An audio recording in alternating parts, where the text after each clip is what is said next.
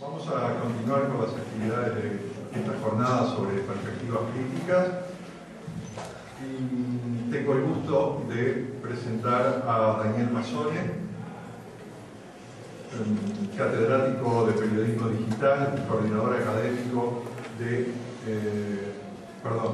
académico adjunto de periodismo de la Universidad ORT de Uruguay. Se ha desempeñado también como editor de internacional de los diarios La República, El Día, El Observador, El País Digital. Además tiene 2 libros de ensayos publicados recientemente: Hispanoamérica, Interpelación a los fundadores y Desenfocados.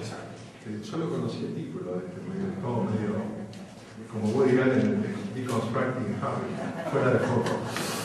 Y además libros de cuentos con premios, o sea que el abanico se abre de manera estimulante e interesante. Además, lo conocí, yo personalmente lo conocí hace poco, Isaturo lo habías invitado a una de las clases en el seminario de análisis de la comunicación, donde hizo una presentación por demás interesante sobre su tesis de maestría, sobre un poco las diferencias y especificidades en cuanto a periodismo digital del New York Times y el Huffington Post. Fue muy interesante el abordaje que hiciste. Así que en esta oportunidad Daniel va a hacer una exposición en esta conferencia que tiene como título "Un país sin crítica expuesto a la ilegitimidad". No voy a poner sobre la mesa las intimidades de cómo se llegó a este título, pero es un título que es casi como un diagnóstico, así que... Perdón. Y además tengo que agregar que Arturo Rodríguez Peixoto, que es docente de Historia de las Ideas en la Facultad de Derecho, va a comentar, discutir, enfrentar, espero que no te salgas completamente de la casilla, la ponencia de Daniel. Así que adelante, Daniel, bienvenido. Muchas gracias por tu Buenas tardes, muchas gracias. Bueno, lo primero es agradecer a la profesora Lisa Blot de Bejar esta generosa invitación. Y a través de ella a la licenciatura en Comunicación de la Universidad de la República y también a la Universidad de la República.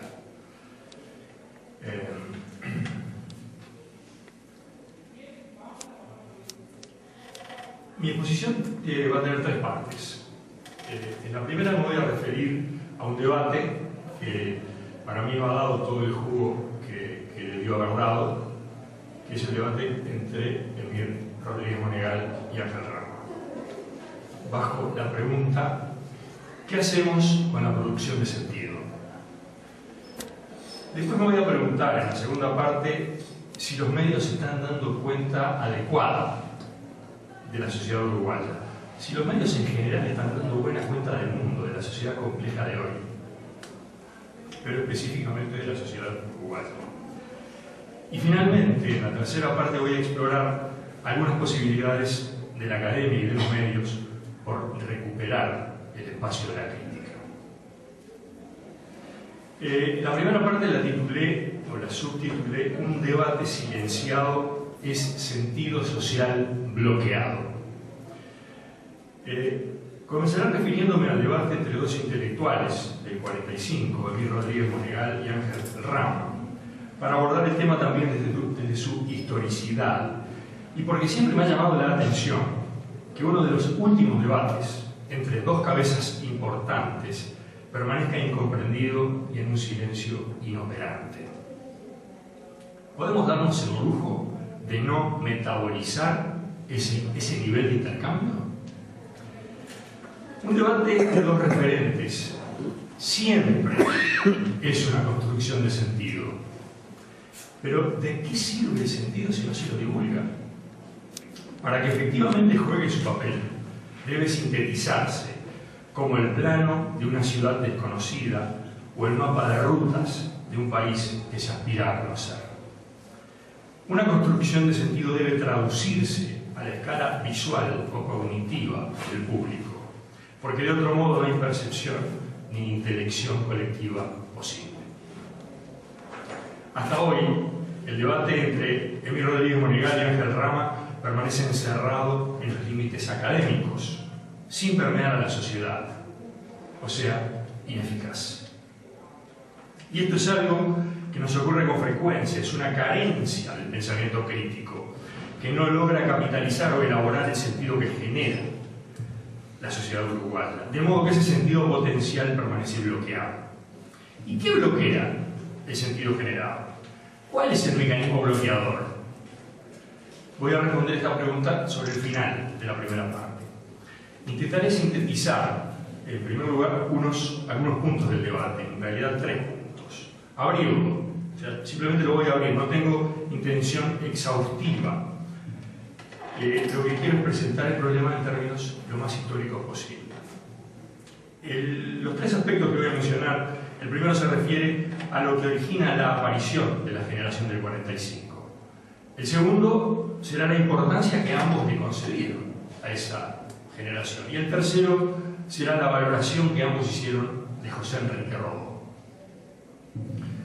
Decía Rodríguez Monegal que la Guerra Civil Española orientó hacia América Latina y en particular hacia México y Argentina algunos de los más notables intelectuales de la península, estimulando así la producción latinoamericana, y que la Segunda Guerra Mundial habrá de producir un efecto similar al interrumpirse o por lo menos dificultarse la corriente de revistas y libros europeos que servía para alimentar en estas tierras de América la nostalgia de una civilización más refinada. Ello obligó, dice al intelectual latinoamericano, a producir por sí mismo lo que le falta.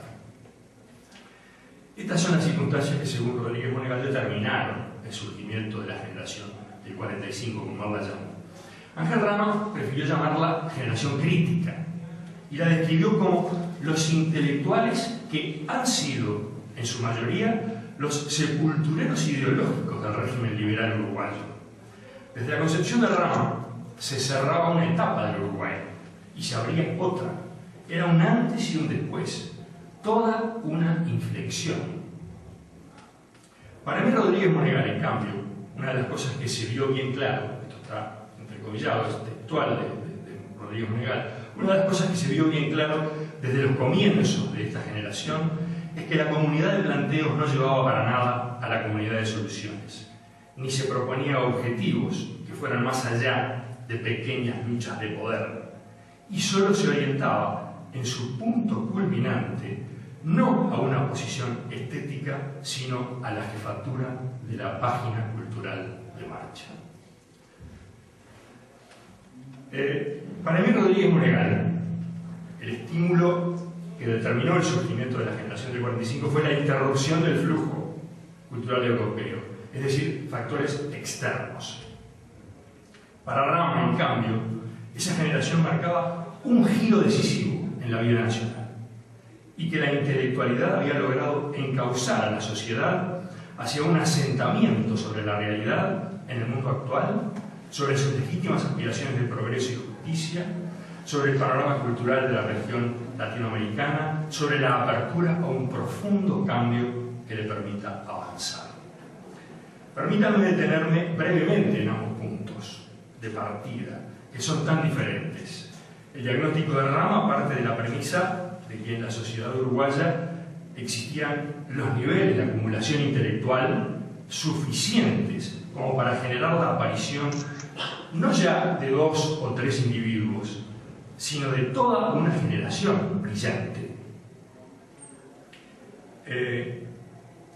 En muy pocas transformaciones sociales, como la sufrida por la sociedad uruguaya, dice textualmente Rama, ha sido tan notoria y rectora la función intelectual, tan rica la contribución del saber, del arte, de las letras, al esclarecimiento de las conciencias, a la explicación de la realidad, a la formación de las nuevas promociones, al adiestramiento para el cambio, a la consecución de valores morales indispensables para enfrentar la degradación política y económica que fue operando la oligarquía detentadora del poder. El diagnóstico de Emir señala más bien lo contrario. Dice Rodríguez Monegal, refiriéndose a 1930,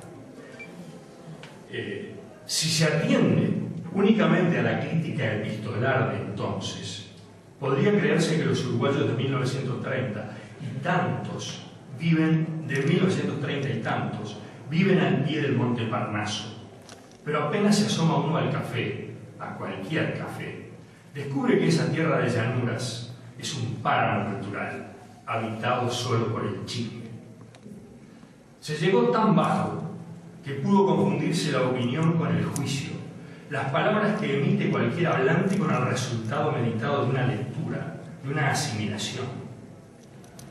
La opinión del señor A valía tanto como la opinión del señor B, porque ninguna opinión valía. Los escritores confundieron al Olimpo particular de cada uno con la literatura.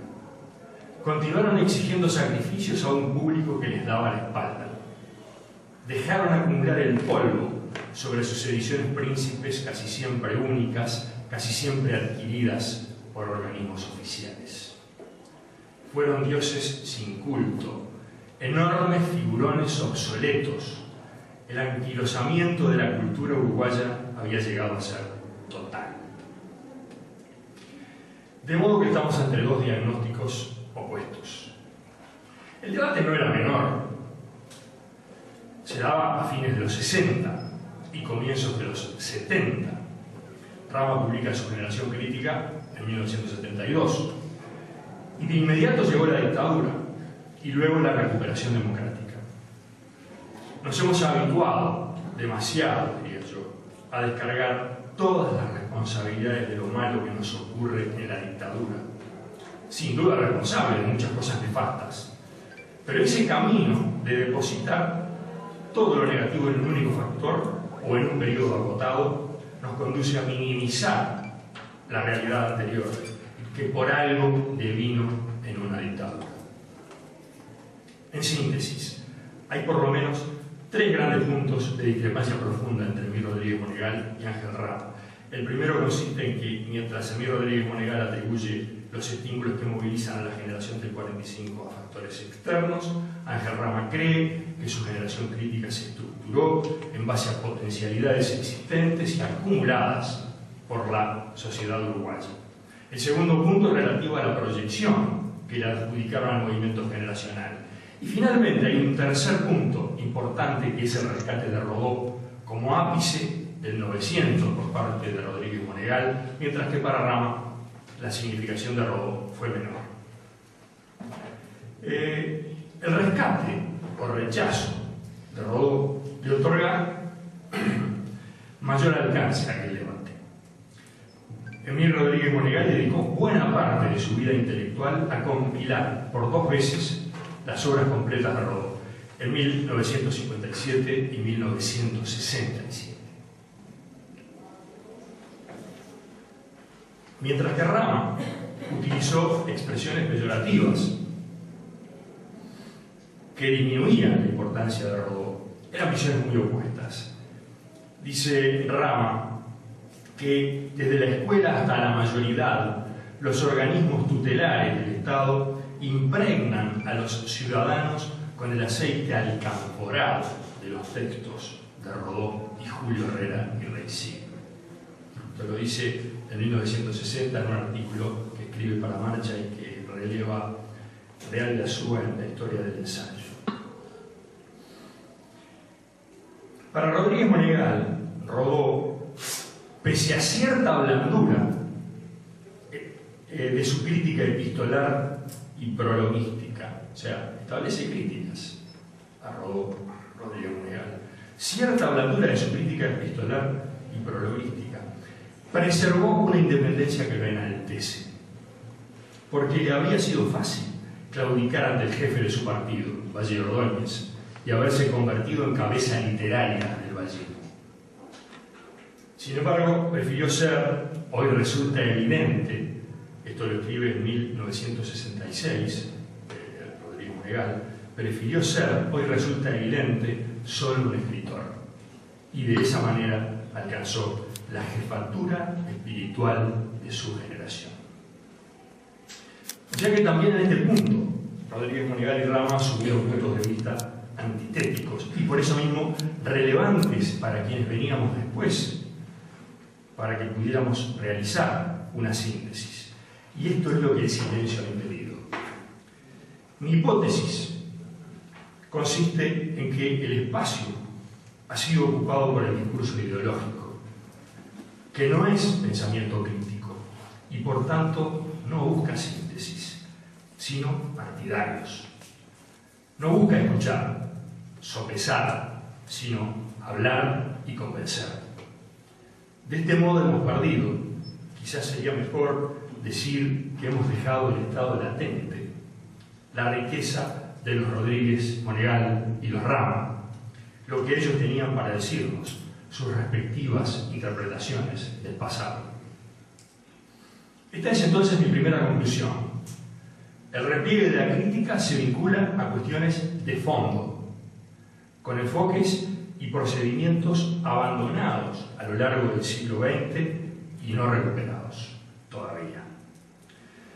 De modo que yo respondería a la pregunta planteada al comienzo acerca de qué bloquea el sentido generado, por qué el debate entre Emir y Ángel Rama está silenciado, diciendo que hay excesiva ideología en nuestro ambiente cultural. Y ese tipo de discurso impide sintetizar porque diluye o neutraliza el pensamiento crítico y lo sustituye por eslóganes u otro tipo de reducciones, de las cuales ahora veremos algunas en el lenguaje de los medios. A mí me gusta insistir en que la política sí necesita vencedores y por lo tanto vencidos. Pero aquí no estamos hablando de política, sino de pensamiento, estamos hablando de ideas.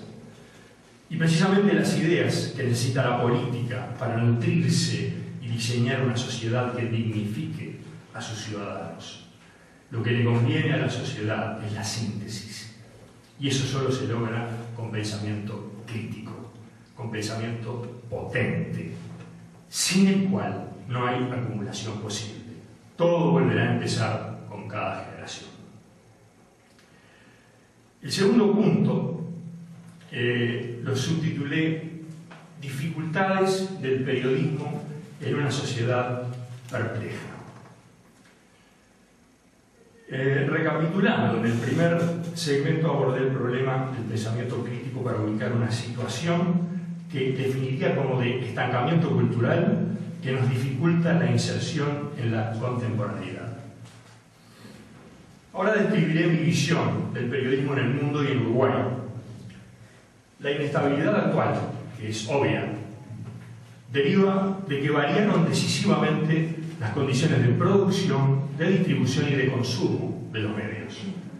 Pero no se modificó en la misma medida el ángulo de visión de quienes los administran. Hay nuevas plataformas y nuevos usuarios, pero atendidos por inercias viejas. Se sigue pensando con cabeza analógica, pero nos guste o no, los jóvenes que marcan la tendencia, y está bien que así sea, piensan en términos digitales, no secuenciales, con estrategias cognitivas de dispersión y simultaneidad, esa lógica del videojuego que a los más viejos nos vuelve locos. Pero ¿qué vamos a hacer? Yo recuerdo cuando la lógica de la música beat y de los nuevos códigos éticos y estéticos de los 60 y 70 desestabilizaba la generación de mis padres y mis abuelos. El mundo siempre cambia y sorprende a las generaciones más viejas. Los lectores ya saben, o lo intuyen, que los medios no son objetivos, ni infalibles ni imparciales.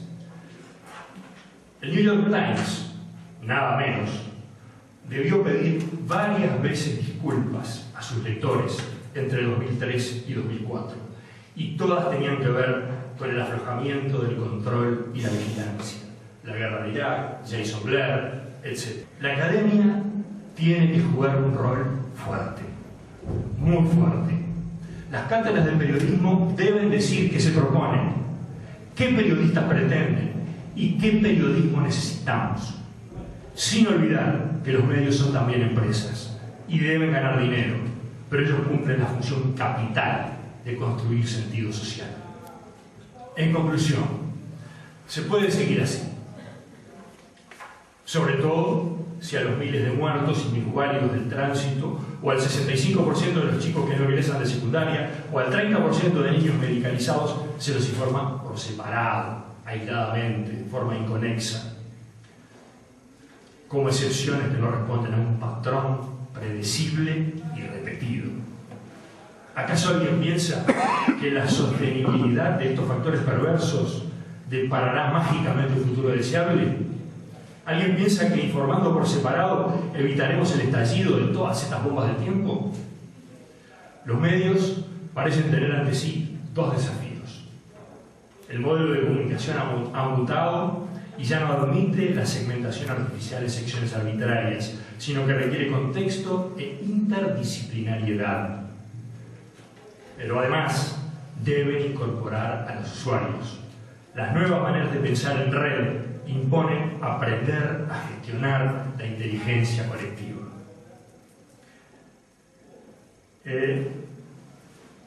Ahora voy a desarrollar el tercer punto, el punto final, bajo la pregunta: ¿qué pueden hacer la academia y los medios?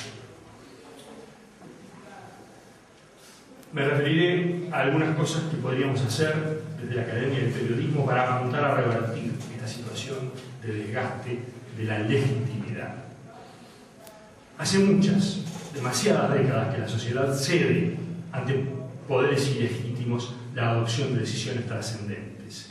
Se ha terminado afectando el sistema decisorio. Recuerdo que el primero en poner de manifiesto este problema fue el doctor Luis Eduardo González, que en su tesis doctoral de 1993 constató que la dictadura sobrevino porque el sistema político no fue capaz de abordar los problemas estructurales que se sabía arrastraba el país desde 2 décadas antes.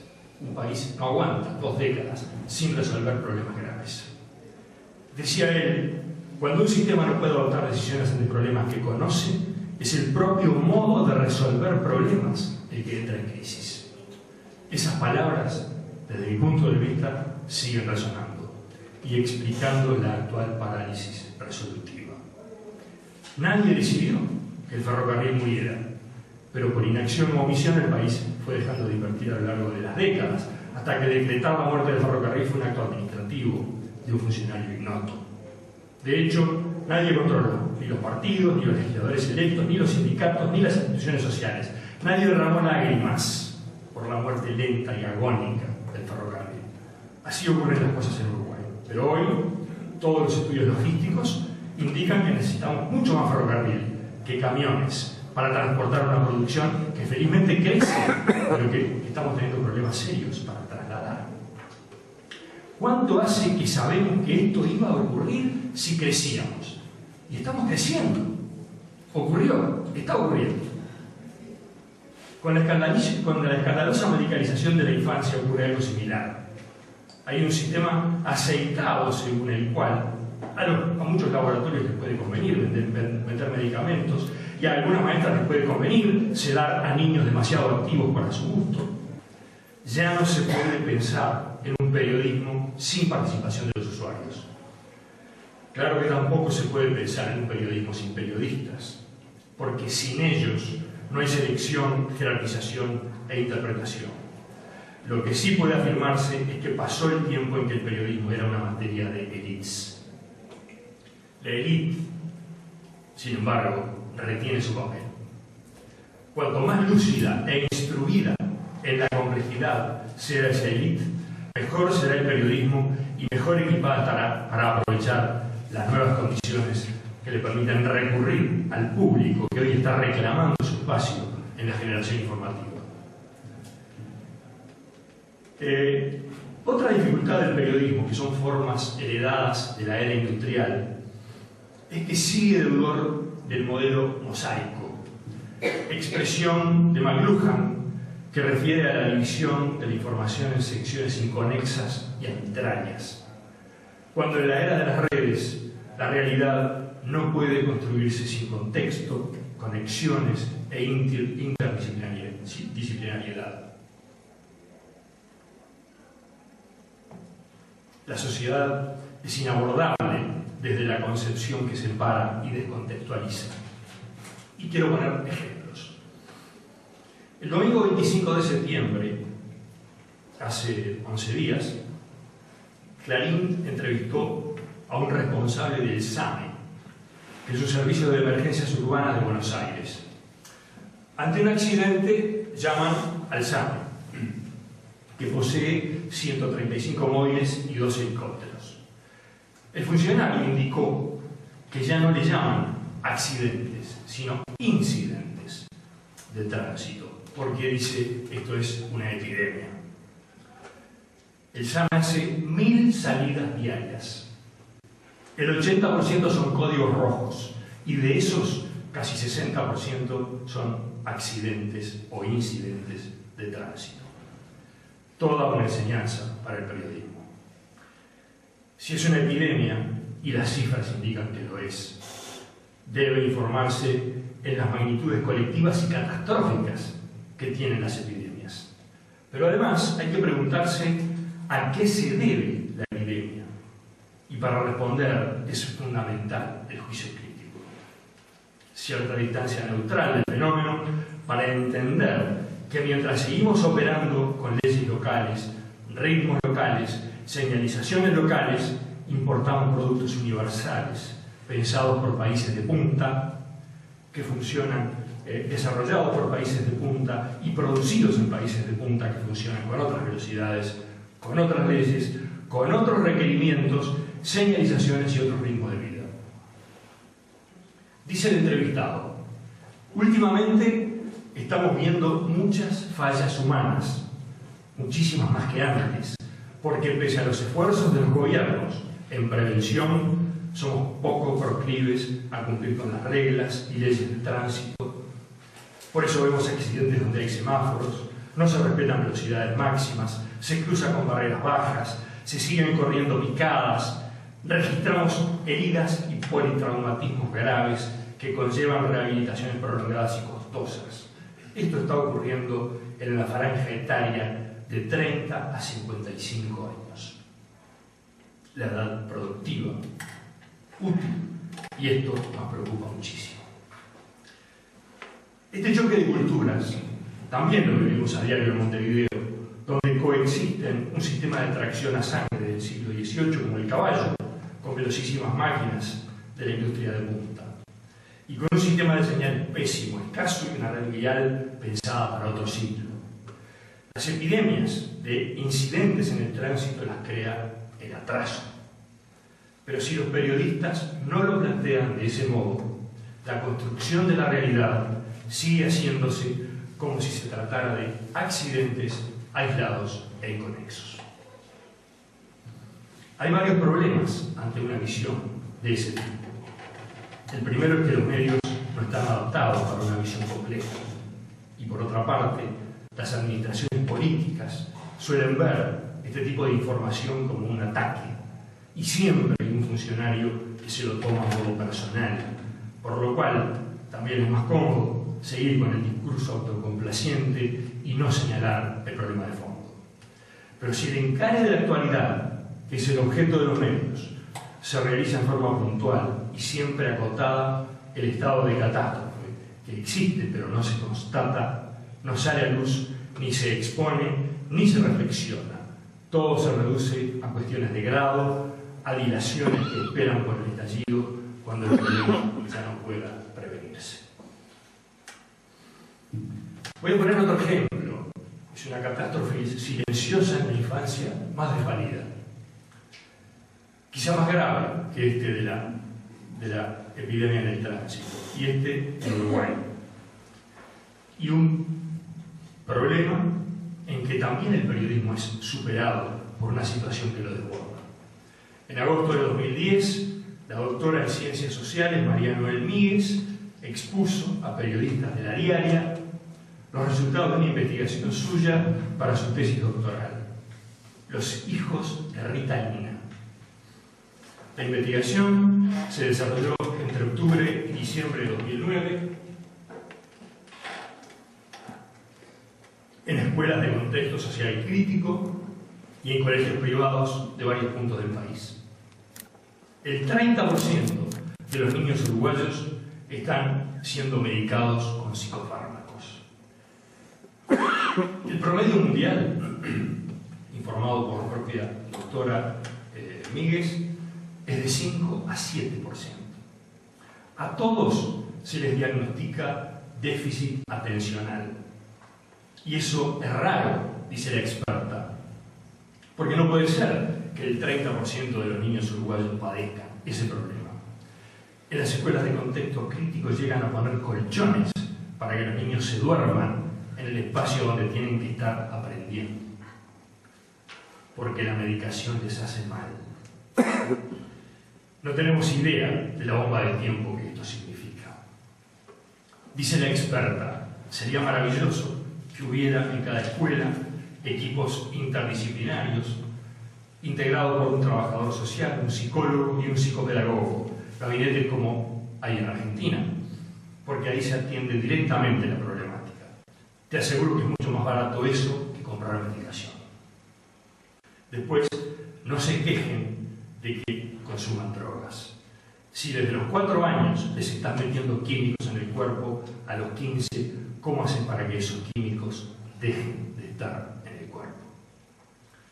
Esto es de La Diaria del 24 de agosto de 2010.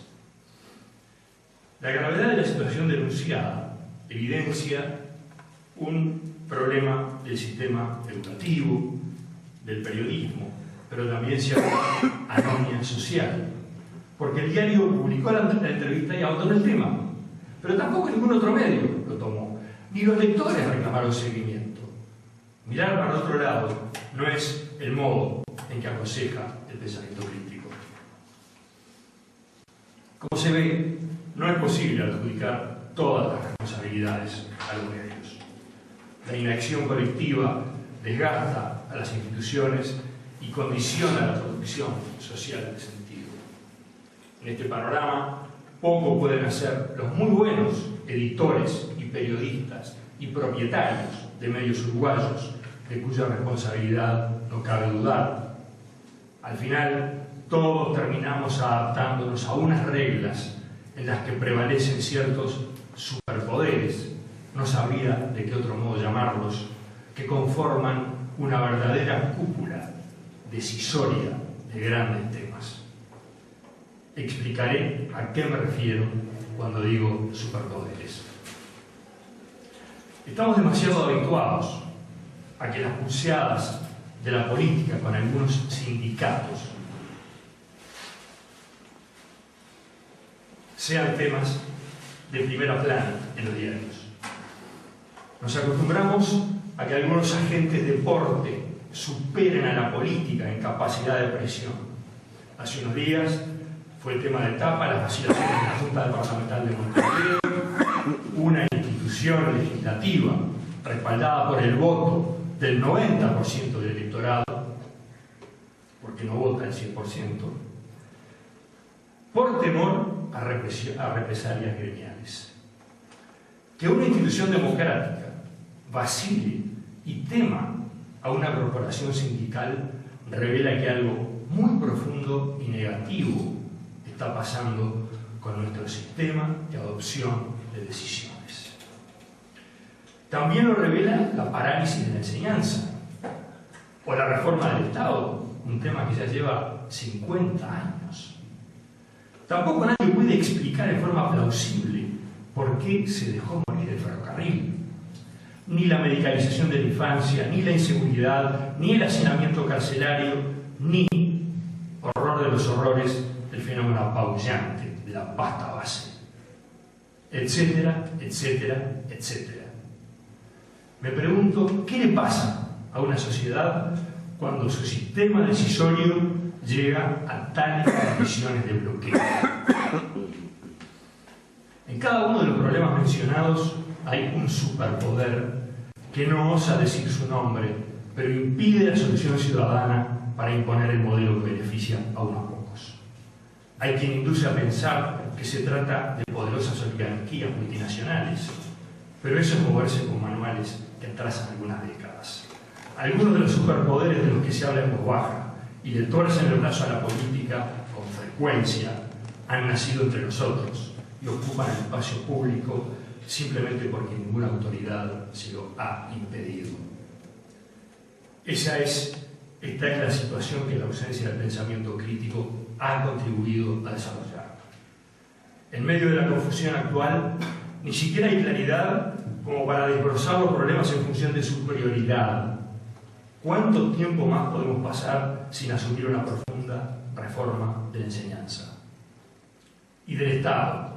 O sin abordar el acuciante problema del ferrocarril, el de la irresponsable medicalización infantil o el de la impunidad del tráfico de drogas. ¿Quién se va a hacer cargo de abordar los problemas que saturan el sentido común? A la economía le va mejor que nunca, lo cual demuestra una vez más que Uruguay no es un país pobre y sin recursos. El Uruguay es un país sin ideas. Al menos es un país que no acierta a hacer algo con quienes tienen ideas. Cada vez se escucha más la frase «esto no tiene salida». Y cada día se inaugura una nueva letanía de paros e interrupción de actividades. Cada sector se siente víctima de algo. Es claro que la sociedad uruguaya viene de una larga postergación histórica. Pero esto no habilita a cobrar las cuentas atrasadas ya mismo. La dramática ausencia de liderazgo se expresa en la imposibilidad de los dirigentes para canalizar las demandas quizás justas, sin trabar el funcionamiento del país. Y tampoco hay una sociedad que quiera prestar atención porque presumo carece de las fuerzas como para hacerse cargo de demasiadas situaciones dramáticas simultáneas. Nos hemos ido quedando sin fuerzas. Pero ninguna sociedad se queda sin fuerzas en forma abrupta. Reiteradamente, la sociedad uruguaya prefirió expulsar o neutralizar a sus voces críticas. Eludir el conflicto evita metabolizaciones incómodas, síntesis con elementos demasiado contradictorios y complejos. Claro que también cercena posibilidades, cientas, de desarrollo propio. Esa forma de operar, constante a lo largo de la historia, de impedirse contener los debates profundos o silenciarlos, constituye una metodología disfuncional a la ciudadanía, pero muy funcional a poderes corporativos y al discurso autocomplaciente. Si yo tuviera que definir la principal dificultad que enfrenta el periodismo hoy desde el punto de vista nuestro, desde el punto de vista de la sociedad, diría que consiste en que tendemos a resolver todos los problemas como si fueran de ignorancia o desconocimiento. O sea, la gente tiene que saber. Por lo tanto, tendemos a informar, a dar mucha información. Pero en realidad, nuestros déficits están en la producción de sentido. La información abunda, lo que falta es orientación. Esta es una tesis de un autor que a mí me gusta mucho, que se llama Robert Boels. No hay quien no conozca una situación más o menos aberrante o dramática. Todos denunciamos. Es un país en el que hay denuncia por doquier. Todo el tiempo vivimos denunciando cosas. Pero la denuncia no equivale a crítica ni a debate. Y solo con debate inteligente las sociedades pueden sintonizar consigo mismas. Eso es, en definitiva, la mediatización, una reflexión profunda de la sociedad sobre sí misma. Ese es el papel inteligente que pueden y deben cumplir los medios, que debemos exigirle a los medios.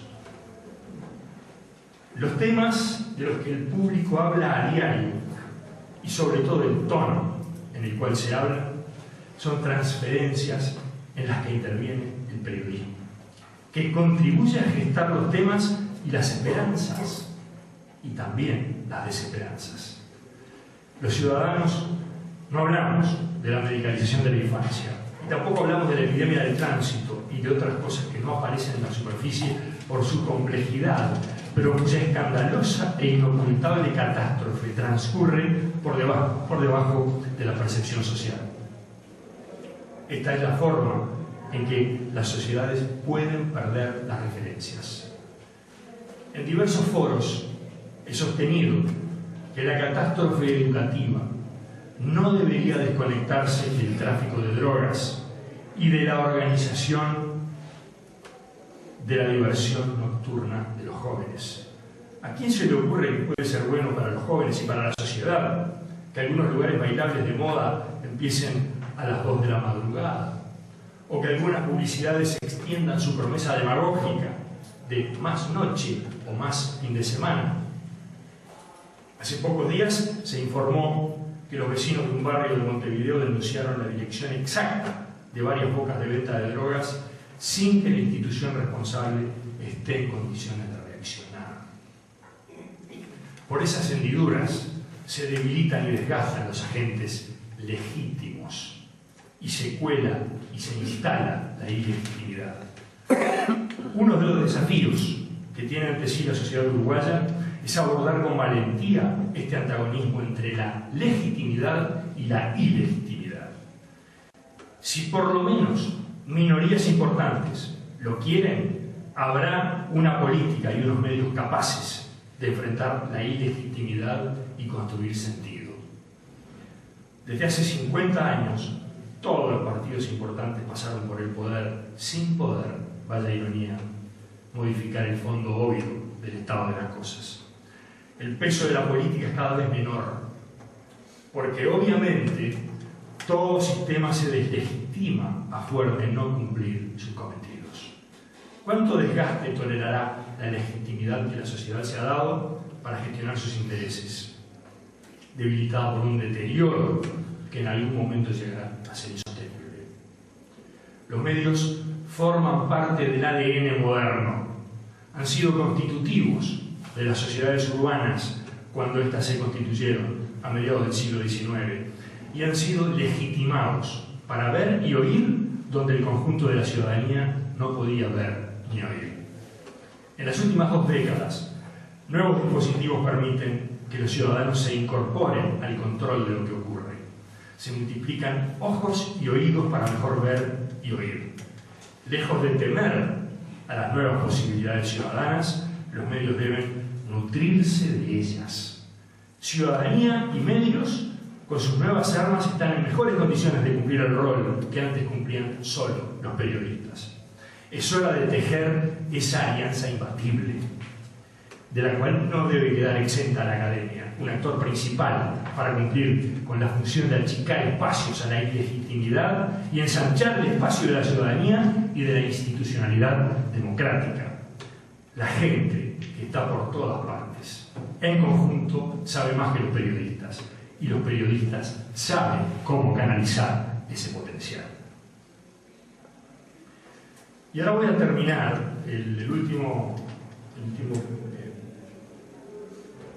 la última parte de esta exposición con tres ejemplos, 3 anécdotas de 3 cosas que se están haciendo en este momento o se han hecho y que ilustran de las cosas que podemos hacer los medios, la academia y la gente.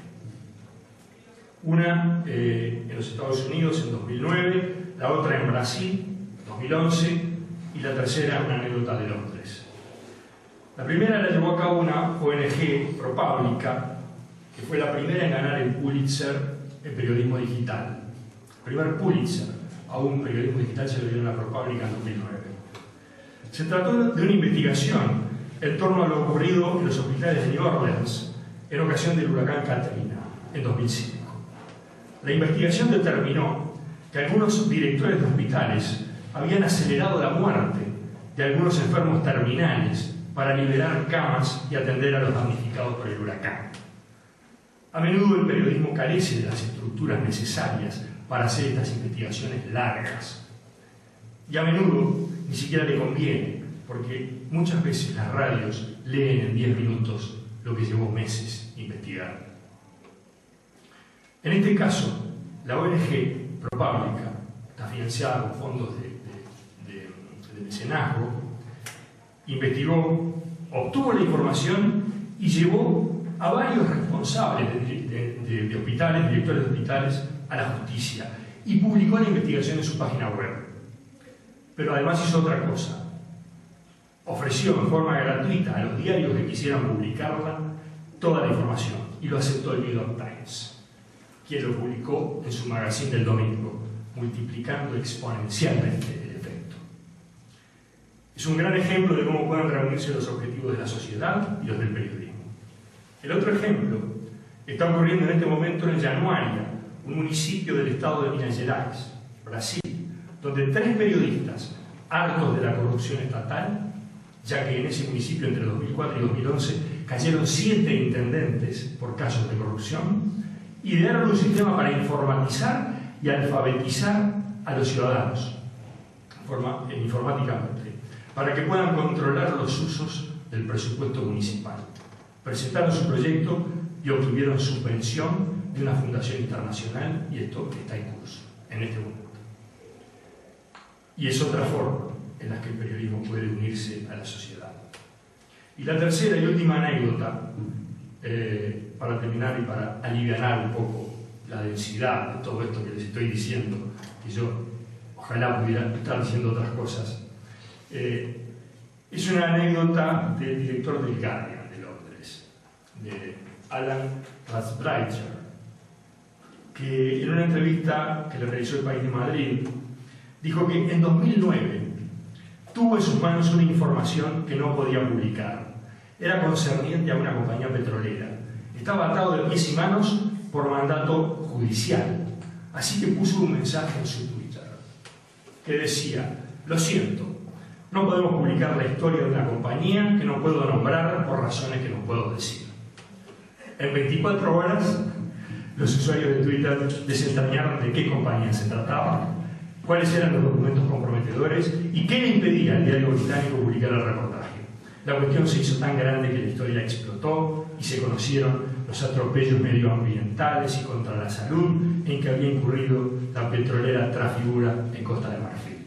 Esta es otra cosa que pueden hacer los medios. Se pueden hacer muchísimas cosas, menos seguir así. Muchas gracias.